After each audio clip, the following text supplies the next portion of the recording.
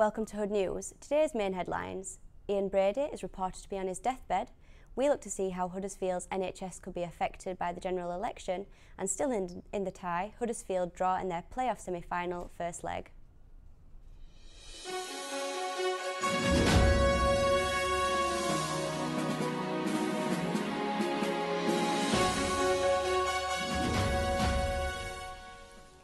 Moore's murderer Ian Brady is reportedly on his deathbed and receiving palliative care. The notorious killer remains a patient at Ashworth Hospital, where he is currently being force-fed to stay alive. The 79-year-old applied to move back to prison last year so he could starve himself to death, but this appeal was denied. Brady and Myra Hindley murdered 5 children in the 1960s, burying 4 of them on Saddleworth Moor. Approaching the snap general election, parties have announced their plans for the NHS. Ellie Godwin reports. In the light of the expected Huddersfield HRI closure, politicians have stated in their policies how they will begin to tackle the current state of the NHS. Mentioned in a tweet today, Labour leader Jeremy Corbyn plans to give the NHS an extra £37 billion to services, whereas the Conservatives have placed emphasis on mental health discrimination. Liberal Democrats have urged for a 1p tax increase in order to support the National Health Service funding. Finally, UKIP have been promoting the tagline, NHS before foreign aid. Jeremy Corbyn has expressed previous concerns about the closure of Huddersfield's A&E. I know that Barry Sherman and Holly Lynch have taken the issue up and have had meetings with the Department of Health, as indeed has the former Sheriff, and Tracy will be doing exactly the same. I'm concerned about the A&E crisis in this area, but the A&E crisis across the whole country as well. The Grand Northern Ukulele Festival came to Huddersfield for its 5th anniversary this year. Nicole Eaves went to find out what it was all about. So we're here today at the Lawrence Batley Theatre in Huddersfield for the 2nd day of the Ukulele Festival. The festival, which has gone on for the past 10 years, has finally come to Huddersfield. We're here to find out what events are on and what acts are here to play. Inside the theatre is Matthew and Paul from the Duke of the Uke in London, who brought their ukuleles to Huddersfield. Well, I play other instruments too, but the ukulele is unique in that it's probably the easiest one to approach, and I think the reason people like it, and the reason why I like it, is that it's an approachable instrument. It's very, very social.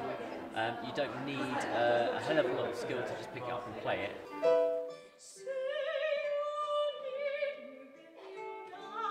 Early bird tickets for 2018's Uketastic Festival are already on sale. We've got ours, have you got yours?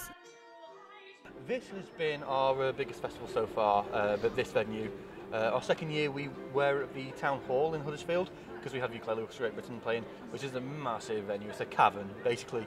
That was our biggest year in terms of numbers, but this is our biggest year in a term that we've had at this venue, and the amount of acts. We've had over 50 world-class acts.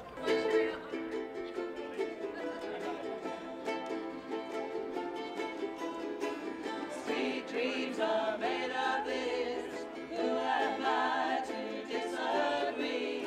Travel the world and the 7 seas. Everybody's looking for something. Nicole Eaves for Hood News. Huddersfield Town played the opening leg of their playoff semi-final yesterday, and Abby Kerwin was there to sample the atmosphere. It's all to play for in the 2nd leg of the Championship playoff semi-final. Huddersfield Town drew 0-0 with Sheffield Wednesday yesterday. The Terriers will be hoping for a win as they travel to Hillsborough on Wednesday for the reverse leg of the fixture. The best chance of the game for the Terriers fell to Izzy Brown, who failed to convert after hitting the crossbar. We have now 90 minutes experience, and we have shown how competitive we are, and we performed very well in the offense. Victory will see Wagner's side head to Wembley to face either Fulham or Reading, who drew 1-1 in their first leg.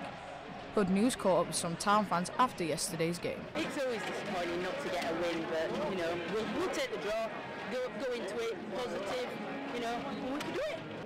Yeah, very tight affair. I think Wednesday came to defend, really. It was a very, very tight game. You know, I mean, they came to defend and try and catch us on the break, and I thought we played as good as we can do. Come on, Town! Come on! Come on! Meanwhile, Town's ladies' counterparts finished a disappointing season on a high with a 2-1 victory over West Brom. Ash Vickers' side avoided relegation due to the unforeseen circumstances which saw Nuneaton fold at the beginning of the season. To be honest, I mean, we set our expectations a little bit higher. Our goals at the start of the season was a kind of a top 4, top 5 finish to win 2 cup finals. We obviously won one of the cup finals, got to another and lost it. Now for the weather with Elise O'Neill.